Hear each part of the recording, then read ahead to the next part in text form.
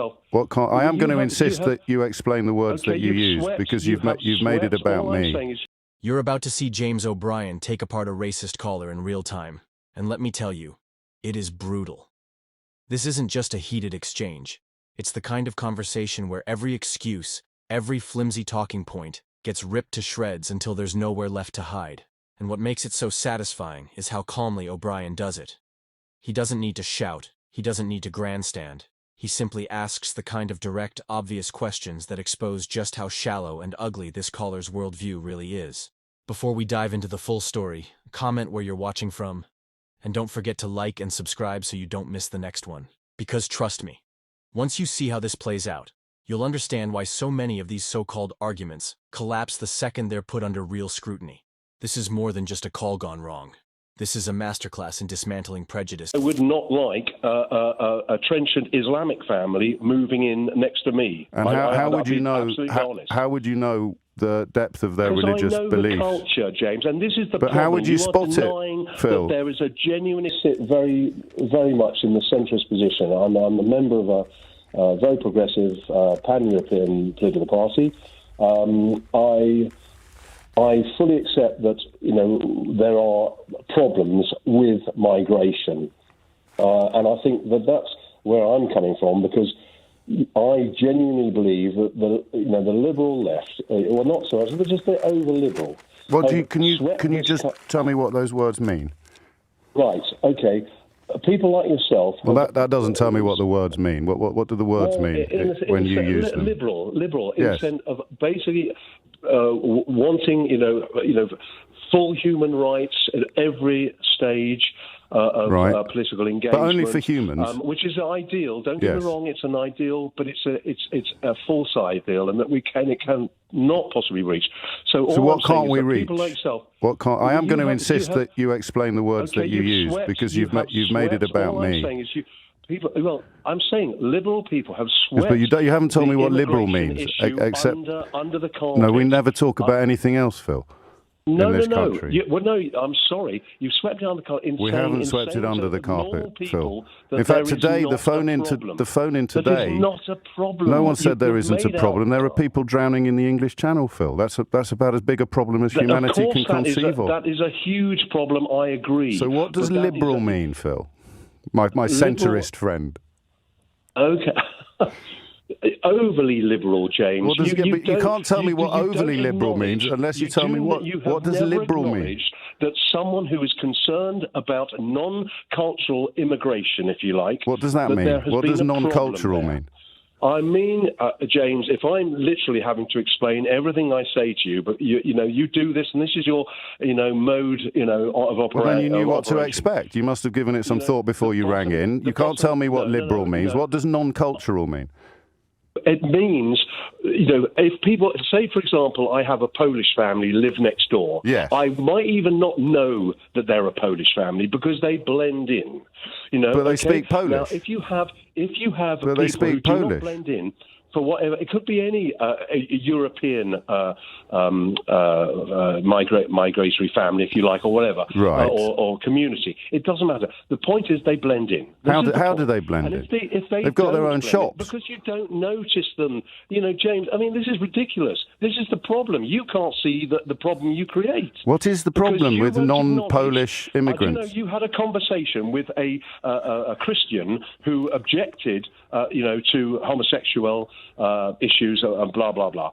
And you went through Leviticus and Numbers. That's correct, pointing out, well, why don't you accept that? You would never do that with the Quran. Oh, I have done it with the Quran. No, you haven't. Yes, no, I have. I think the best example. Phil, why? I mean, you must appreciate, Phil. It's turning into a game of. It's turning into a game of gammon bingo, this, mate. So just pause and listen for a minute. I'll tell you. Huge difference, sir. House.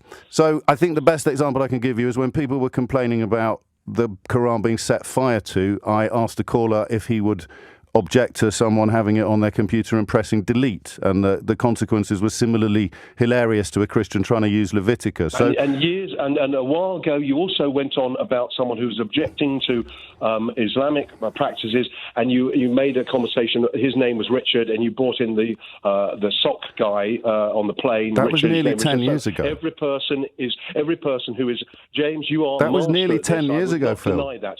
But it's obfuscation. So here we are on the radio talking about why the country has spent all week talking about Gary Lineker, and you've come on and said it's because there are people that don't blend in.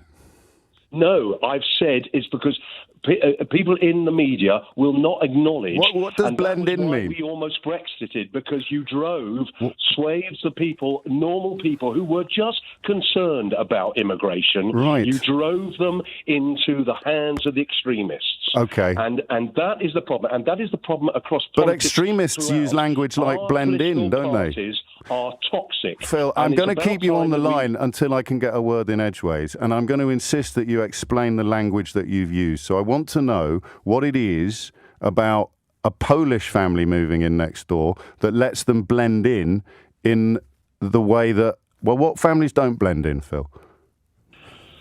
Well, I'd be absolutely honest. I would not like a trenchant Islamic family moving in next to me. And how would you know? How would you know the depth of their religious I know beliefs? The culture, James, and this is the but problem. How would you spot it, Phil? That there is a genuine issue. What about what would it be, James? Phil? Again, I need to ask you some more. I need to ask you some more questions, Phil. We're talking about you and your imaginary neighbours, all right? So we can go back over my greatest hits of gammon baiting if you want, but I think it'll be boring for people who haven't spent as much time watching my YouTube clips as you have, which is considerably more time than I have, actually. So what is it about your imaginary Muslim neighbours? What do they do that makes them undesirable neighbours for you? Because, look, there is a cultural difference. But my questions are really straightforward, and everybody else, everybody can hear me talking. What do they do, these imaginary neighbours, that makes them undesirable? Well, they're imaginal. So how they're, as you said, they're imaginary. So how can I really state exactly what I'm saying? Because you know that you don't want to live next door to them. What is it that these imaginary neighbours do that you're confident a Polish family would never do? You know there are Polish Muslims. Well, do they blend in, James? That doesn't make the point. Do they blend in, though? Do the Polish Muslims? Anything about their Bible? You keep talking, Phil.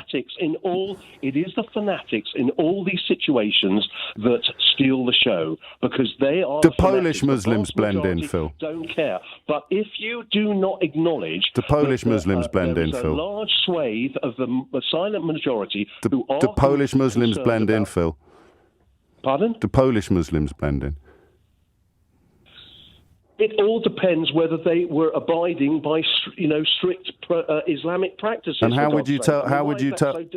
How would you tell that? How could you tell that? But just from living next door to them.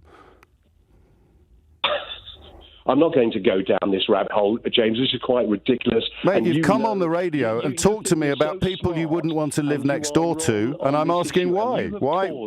Why, Phil? I am totally. I don't. What would the neighbours do? What would the imaginary neighbours do that would make them undesirable? Bone in my body, but I am culturalist, James. Say that again. I'm not prepared. Say that bit again about the racist bone in your body, because some people missed it. I don't have a racist bone in my body. But you don't want to live next door to brown people. No, I do have a culturalist bone in my body, James. Culturalist? What does that word mean?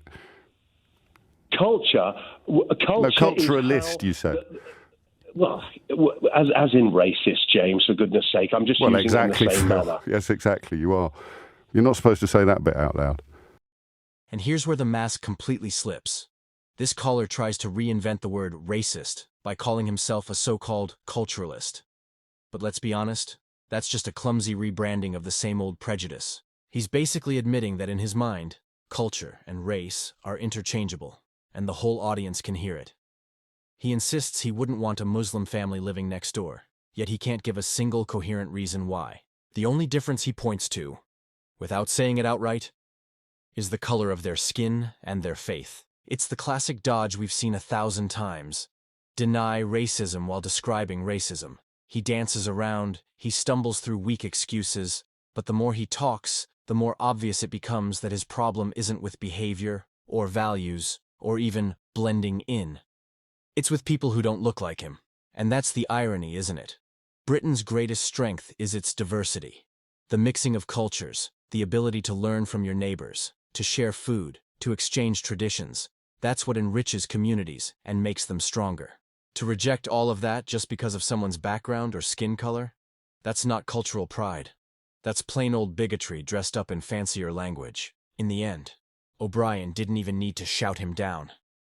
The caller exposed himself with his own words. And that's why this call sticks. It's not just one man fumbling on live radio. It's a snapshot of how prejudice unravels the moment it's forced into the open. CCT News here. See you in the next video.